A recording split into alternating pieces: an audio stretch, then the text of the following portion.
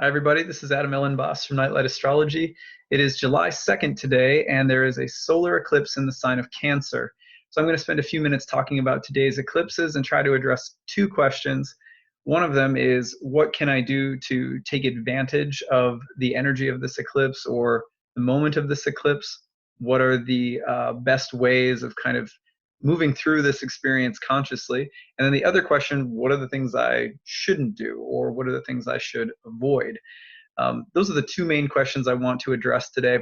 But first, I want to talk a little bit about the nature of the eclipse and the general meaning of an eclipse in the sign of Cancer. So eclipses are a natural part of the rhythm of every year. It's really pretty remarkable if you think about it, that although the sun and the moon are radically different distances away from us on planet Earth, we see them as exactly the same size as one another. That has always struck me the first time I heard it, and every time I've ever thought about it, it always strikes me as one of the most beautiful and mysterious, naturally occurring mystical features of our planet. That we look up at the sky and we see two lights that are very different. One that's related to the nocturnal space and one to the diurnal space. One that's more sort of masculine and one that's a bit more feminine, or yin or yang. And that they're the exact same size. And not only that, but that they're the exact same size despite being radically different distances away from us on planet Earth, and that they eclipse one another. So they move across each other's surfaces, so to speak, and they create this interplay of light and darkness. And it happens every year. By virtue of the location of what we call the nodes of the moon, which are also symbolic pieces of a birth chart that astrologers have been interpreting for thousands of years, differently at different times, but they've always been an integral part of astrology. Because of these nodes of the moon, eclipses are formed. And the reason that they're formed is because as the moon is intersecting the node, it's crossing the ecliptic. The node is basically a zodiacal point at which the moon will cross the path of the sun, and it will either do so while ascending upward toward the north or descending downward towards the south. A lot of the times you'll hear the nodes referred to as the ascending and descending nodes for this reason, rather than the north and south node. Of course, the path of the moon in general is serpentine. It winds its way across the path of the sun, which is regular or more uniform. And so we also have two different lights yielding two different sort of symbolic categories. One, the sun, has more to do with that sense of the path of truth and the path that's straightforward and maybe sometimes even a little bit more linear. It's related to spirit and transcendence and judgment between options to select the correct choice, the higher intelligence. It was related to the soul and the spirit, that eternal thing that never dies. Whereas the moon is related to the web of associated images and meanings, the material world, the world of impermanence and fluctuation and change, and the world that weaves things together into meaningful relationships with one another as well. And the moon is, of course, always kind of circling around the path of the sun, snaking in and out, as it were. And that's why you have the nodes of the moon also depicted in terms of the head and tail of a great dragon. So the moons, when the sun and moon eclipse one another, generally what's happening is the eclipses are always happening at a new or a full moon.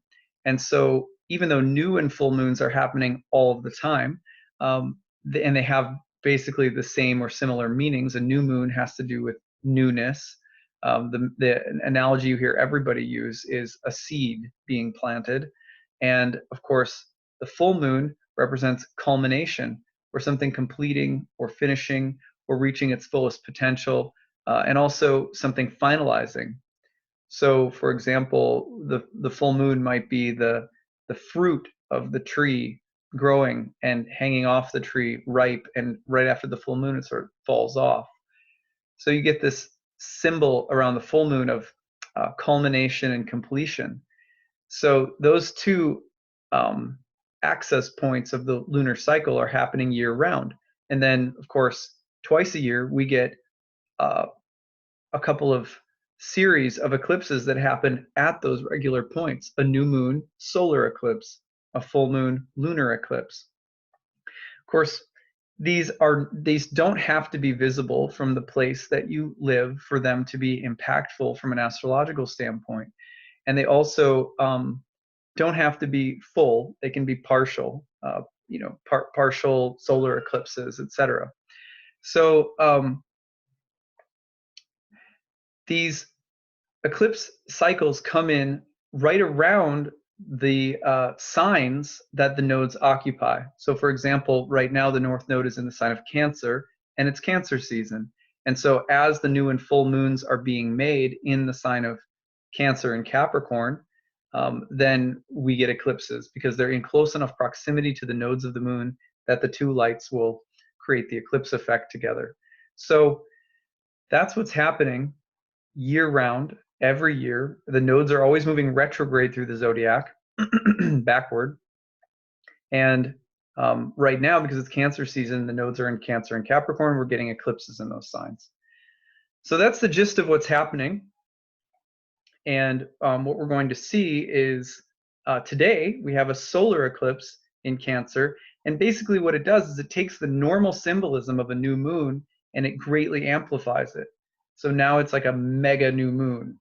I know that language is cheesy, at a day and time where every rainstorm on the Weather Channel is getting named after a Greek god. It's like, great, another super mega duper looper crazy moon, the way that I like to think about it, so that I keep it a little bit more down to earth, is to think of them just as very powerful versions of a new or a full moon. And so this is a very powerful new moon.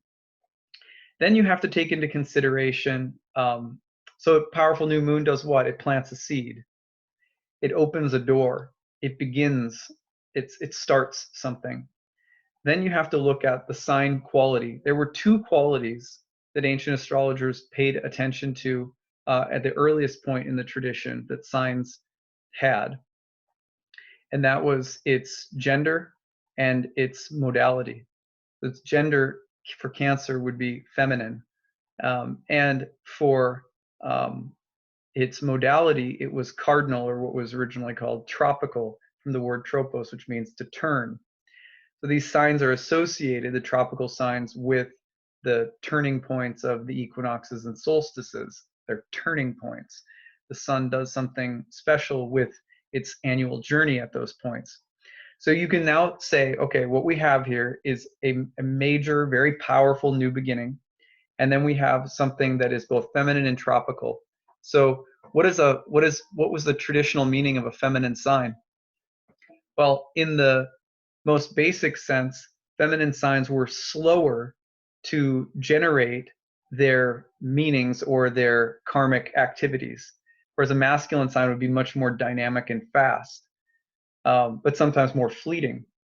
So a feminine sign might be associated with changes or transformations or events or themes that start emerging in your life right now as a new seed is being planted, but their development is a little bit slower. It's not inert and it's not passive, but it's a bit more.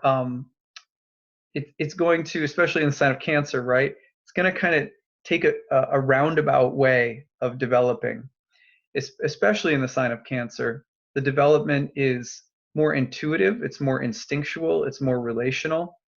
So for example, if you've ever seen a spider building its web, the process of building a web has to weave, back and forth, back and forth. There's kind of a weave pattern. And there's a circular pattern, so circular and weaving. So changes that come in Cancer, we're talking, let's put it all together now. New beginning, very powerful new beginning, and one that is instinctual, slow, circular to develop. And then we have the idea of it being a tropical sign, which represents a turn. So when you think of a turn, usually what you think is there's the possibility of doing a 180. That means I've been going in a particular direction in my life, but now I'm going to turn around and go in something like the opposite direction. That's one possibility. Or a tropical turning point can mean I've decided that I'm going to turn away from something that I've been doing. I'm going to make a turn, and it may be a kind of with Cancer and the feminine sign of Cancer, an instinctual turning of the path in a new direction. And it takes a little while. You've got to feel it out.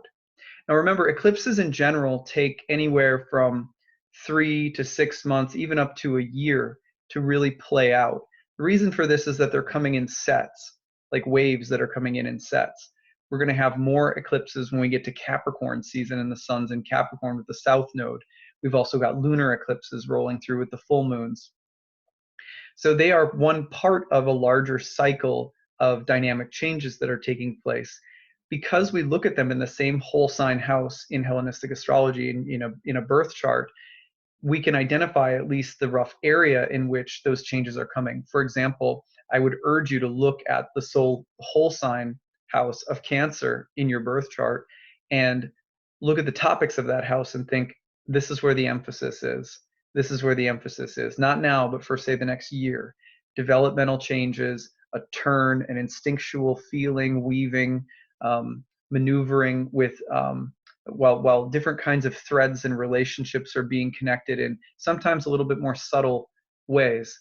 All right, so let's add in some of the other dynamics of Cancer. Let's say, for example, that we also want to add in the element, which is a later addition to the signs in Hellenistic astrology, but let's say we add in water. Okay, so not only is this a turn, a new beginning, it's going to take a while. It's going to have to feel itself out like a web that's being woven. We're going to be using our instinctual body to make this change. But now with water, we also say it's going to be emotional. The need to tap into our soft animal body and feel our way into the change is going to be really important. Our emotions, our most vulnerable areas, and our need with water for security, protection. And also, let's remember that water, all three of the water signs, Pisces, Scorpio, and Cancer, are water signs that were also called fertile or prolific, which means that things tend to grow and things tend to generate. So we're talking about growth and birth and generation and fertility. And that could be with regard to money or work or family or friends. It can show up in a lot of different areas. It could show up in terms of if it's in your house of siblings, you have a sibling who might be getting pregnant, right? Stuff like that.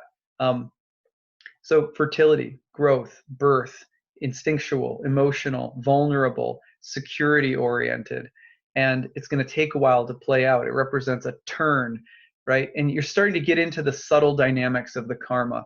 And it might sound, for some of us who know astrology a bit already, some of this stuff sounds so fundamental and so basic that we're like, I know all of this already. Yeah, but when we spend a little bit more time with the basics and don't reach out into crazy levels of, associative interpretations, which are fun, but stick home with the basics, and you'll often find that your ability to see where the Tao is flowing, so to speak, is a lot higher if you keep it simpler. Okay, so then what we're looking at is the sign of the moon. Cancer is the sign of the moon. And Cancer in general was the gateway of the cosmos. This is the first sign of the traditional thema mundi, which is the birth chart of the cosmos that ancient astrologers used as a kind of teaching device. Now, the birthway, right? This is the birth canal. Cancer is related to the proliferation of life in the cosmos, the appearance of a multiplicity of forms. When spirit descends into matter and takes shape, when it gestates and forms. This is the gateway of Cancer in general. A lot of things are being born in our life right now. However, there's also this very deeply regressive pull in Cancer. And I don't mean regressive necessarily in a bad way, but it could be a bad way.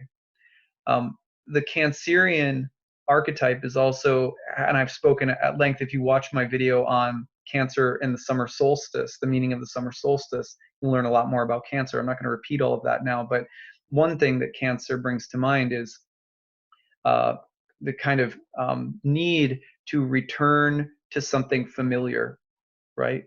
When we go through life for long periods of time, there come certain little pockets, certain seasons where we say, I need to go home.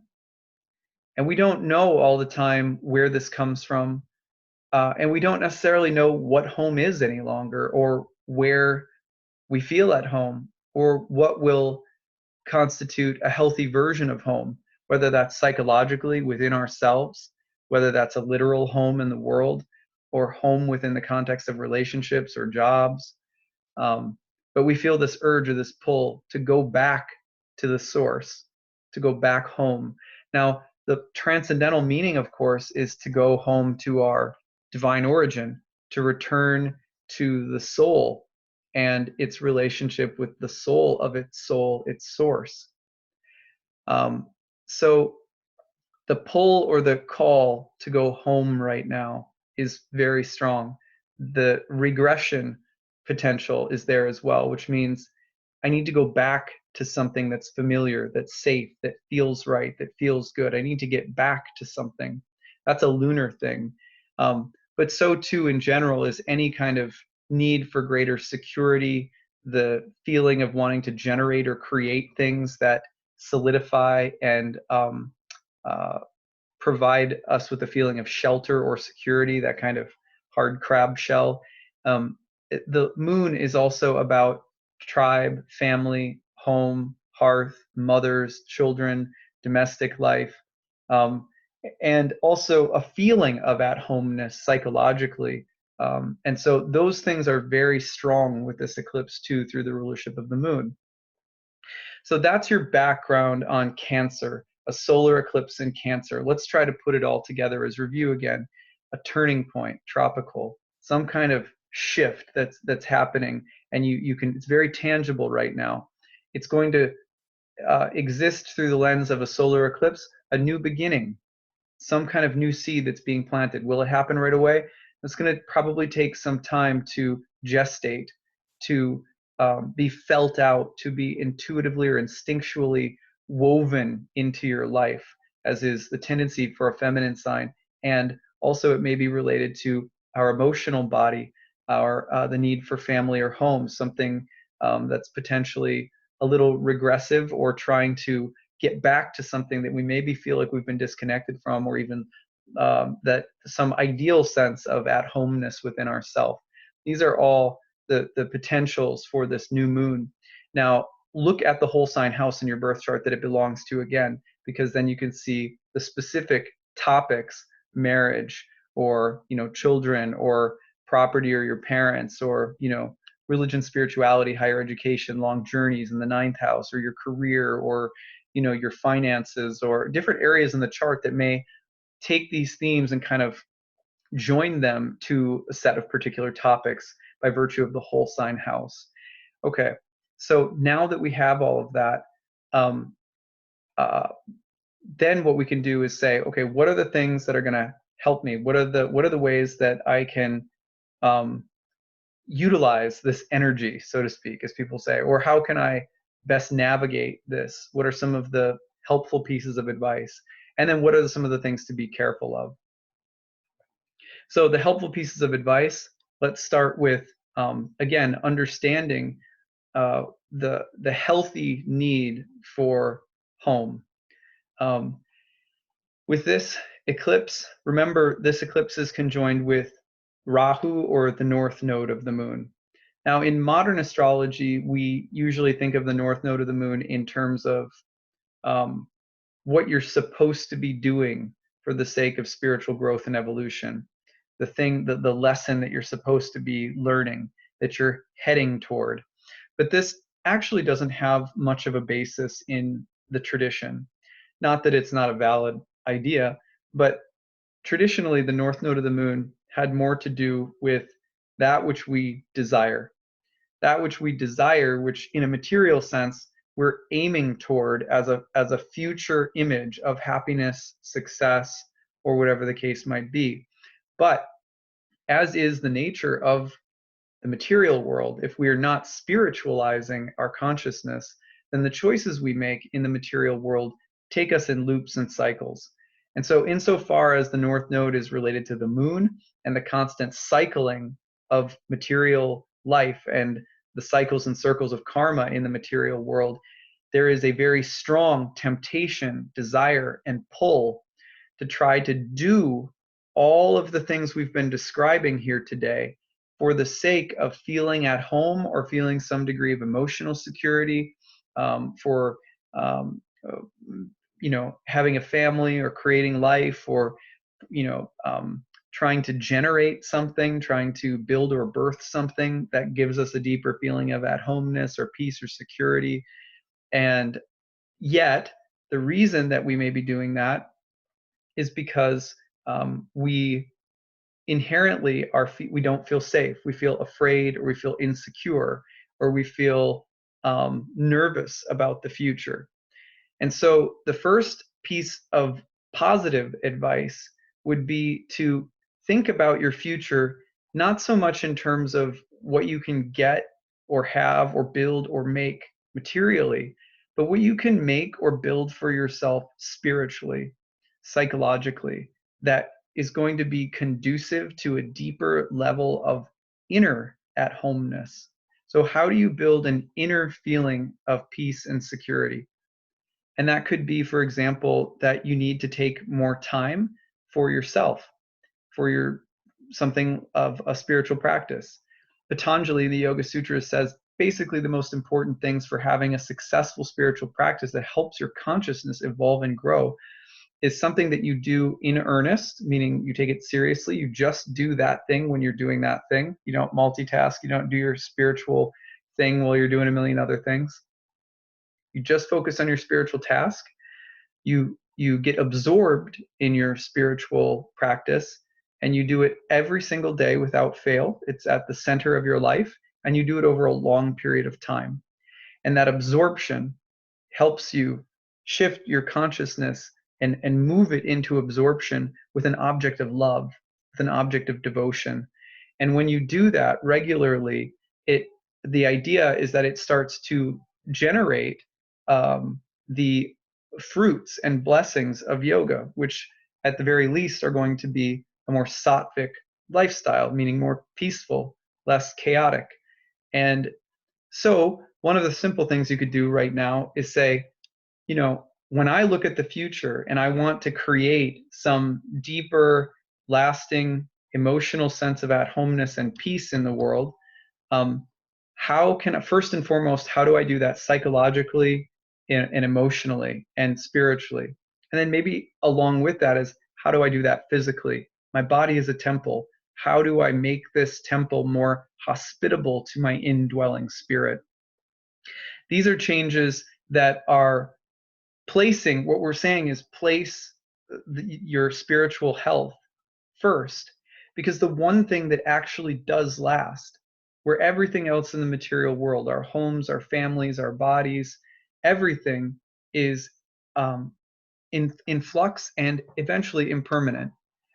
And I can tell you, after some of my recent experiences with my own health, that this has been, and I'm a Cancer sun as well, so these eclipses are close to home. It's been a big lesson about prioritizing these things, because everything else in life is shorter lived than we think it is. And so, but the one thing that lives on is the spirit soul.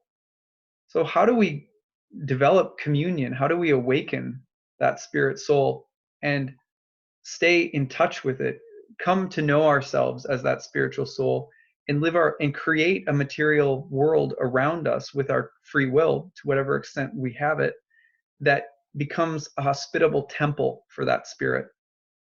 So if we think that way right now about how to create a house for the holiness of my higher self, a house that contains and houses my spiritual health, which is my wealth, my real wealth. How do I create a treasure chest for my actual inner spirit, which is the most sacred, beautiful object that I have, because it's actually who I am, and it's what lasts beyond all of the temporary changes of this world, including my own body and my own life and my own family. When we prioritize that right now, then I think that we can, the changes that come about, we keep these things at the forefront, we stand the best chance to capitalize on this eclipse and really grow, and grow in a way that brings deeper emotional and spiritual intelligence into our lives and into the choices we make that shape our environment, especially our most intimate and private spheres of life. So that's my advice for how to use this eclipse to your advantage. Here's the bewares. Well, the other choice is to get really materialistic. And typically, then the desire and fear body, in only pretty much more of a strictly material sense, start saying, I don't feel it's safe. I'm anxious. I don't feel safe. I'm anxious. I don't trust. I'm needy. I'm not, I'm not lovable. I'm insecure. Whatever the inner feeling of lack might be, or the fear or the anxiety might be. And then we try to move out into the world with some bold new project, sometimes fueled by a lot of emotional charisma, in order to try to fix that or solve that once and for all. Well, I'll create an impenetrable situation that I'll always feel safe. Well, I'll prove myself so that I never have to feel insecure again. Or, well, I'm going to do something for others, even with cancer sometimes, that makes me so invaluable, that then I'll really be secure, right? I'm going to do something that's so sweet, so helpful, so mothering, so nurturing, right? And then I'll be indispensable. They'll have to keep me around. These are things that cancers sometimes do.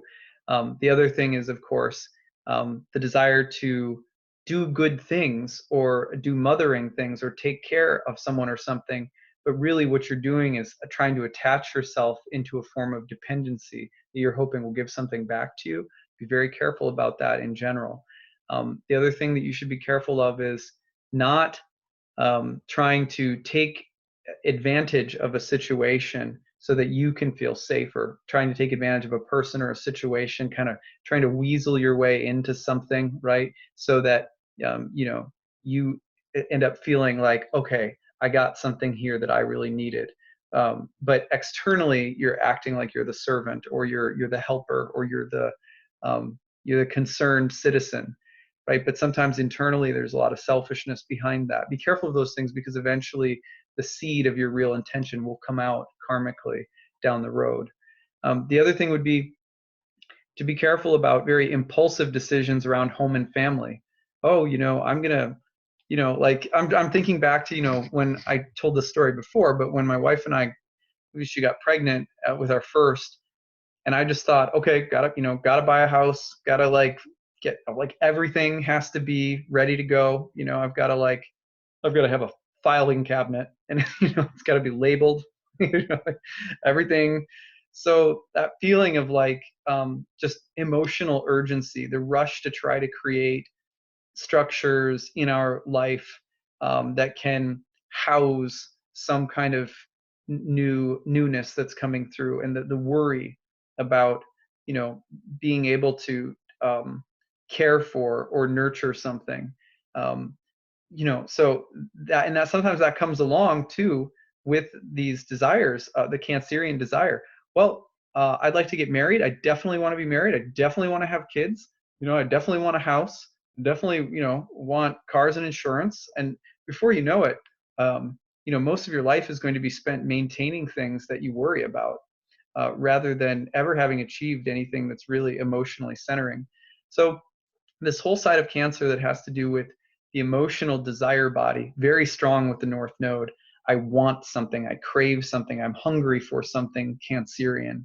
It's going to be a new home, a new house, a new baby, a new, whatever the case might be. Or again, it can just be about trying to fulfill emotional hungers and doing so in inappropriate ways. So I would be very careful about emotionally impulsive decision making that's based on fear or anxiety, or that's based on something that you feel will recreate home or family, or give you some sense of at-homeness in the world. Be careful about nostalgia and romanticism driving decisions, because right now, if our choices aren't rooted in the desire to create a healthier home for the spirit, then and it's just purely rooted in, you know, these external things, the likelihood is that not now, but in the future, these things will come to be burdens. And that's the meaning, by the way, of the fact that this eclipse is opposed to Saturn and Pluto in the South Node in Capricorn, which we'll be talking about when we get to the July 16th lunar eclipse. But the real meaning, in some ways, of those planets in Capricorn opposite these planets is be careful of the soft, cushy things that you wish for right now, because in time, there will be a hard, difficult letting go. I was thinking about this a lot since some of you know, you probably watched a recent video that I had the joy of passing a kidney stone.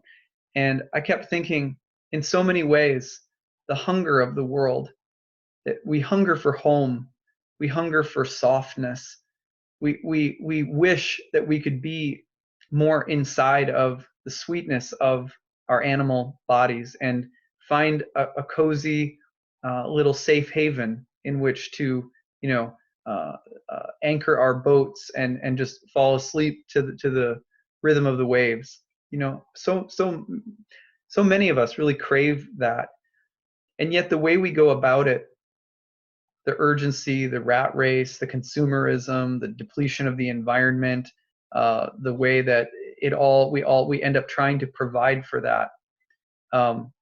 What ends up happening is we very slowly we're ingesting experiences, trying to reach for that sweetness, that feeling of being at home in the world, and you know, eventually all of that rampant consumerism and crazed, you know, work that goes into trying to create that, we end up having to pass it. We have to pay. It becomes hardened. These become hardened things within us that actually keep us far from the sweetness of home and the sweetness of our relationship with Source. And these experiences harden us, and they harden within us. And then later, we have to give birth to stones. And it's painful because all along, the animal body has been there. And so sometimes we have to reach into a little subtler level of our everyday life and a subtler level of our psychology, and realize that, you know, the sweet softness that we're looking for is already here. You know, it's already here. And so much of what we do is about trying to create it in the future rather than accessing it right in the now. The more we try to create it in the future, the more that we are hardening ourselves right now to the softness that's already present. And then later it has to pass out of us as hardened rocks, as hardened stones. It's a metaphor that's come to my mind over and over since passing a kidney stone and realizing some of my own tendency to get caught up in this. So that's what I've got for you guys. I hope that your solar eclipse is really wonderful and that you think about creating a sweeter home for your spirit and for your soul. Last night I went to the beach with my daughters. It was really nice in Lake Michigan, and be hopefully heading out a bunch to the water this week. So trying to honor more of that Cancerian side of myself, and being a little bit more careful about my Cap Moon side. Good lessons right now. So it's a privilege to speak with all of you about these issues. And I'd love to hear your stories and your comments. I'd love to hear what you guys are up to and how these eclipses play out. And we'll be back together again for July 16th lunar eclipse to talk more about that. Get in on the Saturn-Pluto South Node action. Okay, take care, everyone. Have a great day. Bye.